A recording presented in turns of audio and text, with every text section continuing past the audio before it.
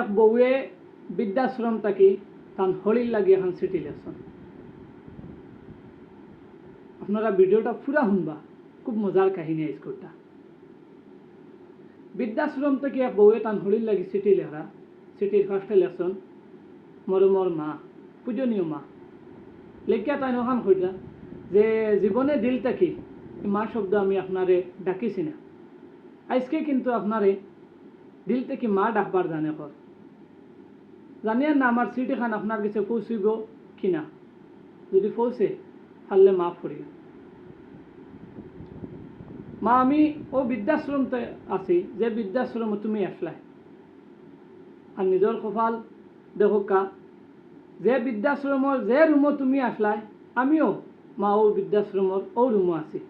তোমার কথা আজকে খুব মনে পড়ে, তাই আমি তোমার লাগে এখন চিঠি লিখছি।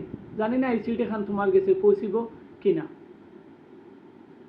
পারলে মাফ করিয়া দিও, কারণ আমি তো মাফর যোগ্য নাই।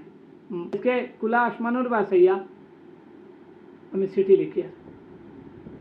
যেদিন ফার্স্ট বিয়া হইয়া আমি আপনার ঘরে আইছিলাম, আইয়া যে সময় আপনার রাজত্ব দেখতাম, ঘরে যে সময় সব টাকা পয়সা কিতা বানানি হইতো, কিতা না কিতা ফিন্দা হইতো, সবও আপনার যে মতামত দেখতাম, আপনার যে শাসন দেখতাম, এটা দেখিয়া আমার খুব জ্বলিত।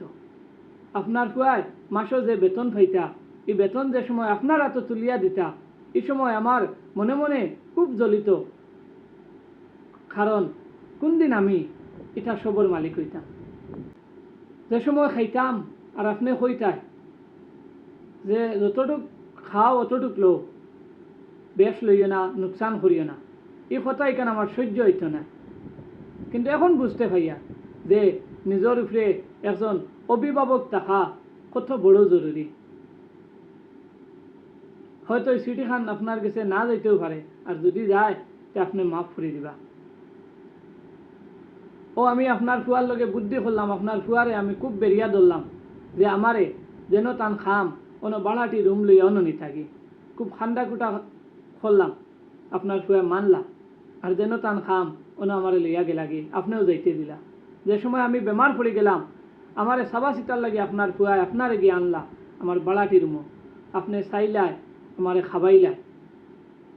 যে সময় আমি একটা ফুয়া খাইলাম, আপনার নাতি নশা নাতি খাইলাম, এই সময় আপনি খুব খুশ, নাতি লইয়া খুব খেলাই চায়, নাতিরে আপনি বাংলা ভাষায় বিভিন্ন ধরনের কাহিনী শুনাইতায়। কিন্তু এখান দিকেও আমার জ্বলিত, কারণ আমি চাই আমার ফুয়ারে আমি ইংলিশ মিডিয়ামে পড়াইতাম, একটা স্ট্যান্ডার্ড মানুষ বানাইতাম, আমি গাঁৱলীয়া মানুষ বানাইতে চাইলাম না। কিন্তু আমার ফুয়ার জিদ, বাংলা কাহিনী শুনিয়া শুনিয়া, বাংলা পদ্য শুনিয়া আমার ফুয়া বাংলা পড়িত। তাও আমি আপনার কাছ থেকে হরাইবার লাগে, আর সারাদিন আপনার লগে খালি দাদি দাদি দাদি হইয়া ডাকিত, আর ইটা দেখে আমার জ্বলিত, আপনার লগে সবসময় থাকতো। ও আপনার কাছ থেকে হরাইবার লাগে আমি ফুয়ারে হোস্টেলও দিলাম। আমরা দুইটা রুম, এক রুমও আমি থাকতাম আর এক রুমও আপনি থাকতাম। আপনারে কিলা ইনটাকে খেদাইতে লাগে ও বুদ্ধিত লাগি গেলাম। ও আপনার ফুয়ারে কইলাম যে রুম হুরু যদি বড় বানানি যায়, নিজর বাড়া ওগুন বাঁচিল, নিজর মাটি হইল, এক কাম করো গাঁৱৰ যে মাটি আছে ওগুন বেচিলাম, গাঁৱৰ গড় এখন বেচিলাম। আপনার ফুয়া বেচতে রাজি হইলা, কিন্তু আপনি রাজি হইডা না, আপনি কইডা এখান তার বেটার বাফর সিন, এখানে আমি বেচতাম না। ফুয়ায় আপনারে মানাইয়া বেচাইলা, টাউনও মাটি লইলা, গড় বানাইলা। কিন্তু আমার উদ্দেশ্য আসলো আপনার ইন থেকে হরাইতাম, ও আমার ফুয়ারে হোস্টেলে দিয়া আমি আপনারে আমার ফুয়ার অজানিতে আপনারে বৃদ্ধাশ্রম দিলাম। ওকে মনে শান্তি হইল, এর বাদেও শান্তি নাই যে আপনি বৃদ্ধাশ্রম আমরা বিভিন্ন সময় টাকা পয়সা খানি ফাটাইতে লাগে। ও আমি কিতা কদিন বাদে শুনলাম যে আপনি মারা গেছেন। ও মনে মনে ভাবলাম তো আমি বাঁচিলাম, আপনি মারা গেছেন, খুব খুশ হইলাম। কয়েক বছর আমার ওলা খুব আরামে গেল, খুশিত গেল। আপনার ফুয়া আপনার নাতি বড় হয়েছে, আমার ফুয়া বড় হয়েছে, আমি কিতা করলাম আমার ফুয়ারে দিলাম। আমি মনে মনে ভাবলাম আমি তো আপনার লাখান গাওয়া নাই, আপনার লাখান গাঁৱলীয়া নাই যে আমার বউর লগে আমার বন্ত না।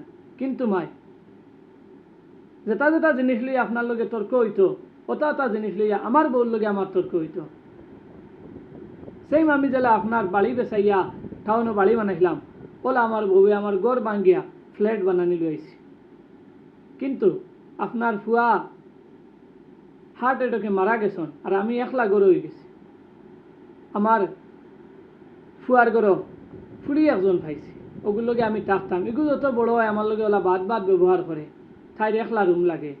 এখন রুম তো অতটা নাই, ও কিতা হল্লা বুদ্ধি করিয়া তারা আমারে আনিয়া বৃদ্ধাশ্রমে ফেলে গেলা। ওই সময় যদি আমি বুঝতে পারতাম যে আমার অভিভাবক যে তান যে আমি বৃদ্ধাশ্রম দিয়া, তার লগে যদি আমি ওই সময় মা তোমার লগে যদি চলিয়া খাইতাম, যে আজকেও হয়তো আমি বৃদ্ধাশ্রমের মুখ দেখলাম না। অনেক হয়তো আমার চিঠিখান আপনার কাছে পৌঁছিতেও পারে, না পৌঁছিতেও পারে, কিন্তু যদি আপনি শুনিয়া তা হই পারেন, যদি আমারে মাফ করে দিবা। আজকে আমার ভুলের লাগে আজ আমি বৃদ্ধাশ্রমের মুখ দেখলাম। মা তৈল জীবনও বাই ওলাও, জেলা তুমি করবা ওলা তুমি ফাইবা। এই কাহিনীটা খোয়ার উদ্দেশ্য খান।